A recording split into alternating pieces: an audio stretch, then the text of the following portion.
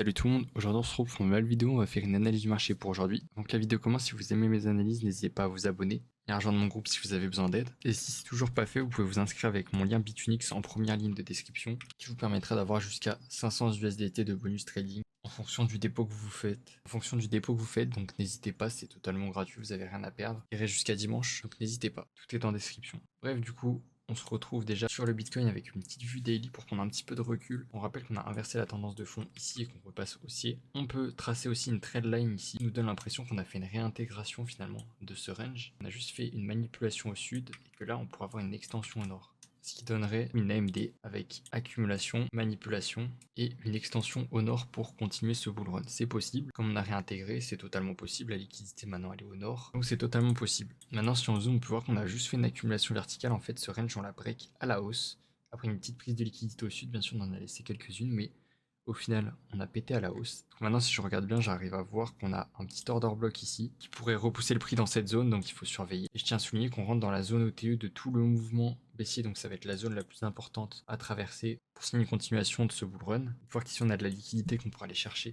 que peut-être on pourrait se faire rejeter du coup dans cet order block là. Désolé, mon trait n'est pas du tout droit. Et que du coup on pourrait se faire rejeter dans cet order block là, histoire d'aller un petit peu plus haut. À voir, en tout cas c'est une zone de rejet, il faut surveiller une inversion de structure. Si on n'en a pas et qu'on la pète à la hausse, c'est parfait, ça veut dire qu'on peut continuer ce bull run et aller chercher un nouvel ATH. Du coup, c'est possible qu'on fasse pas de correction.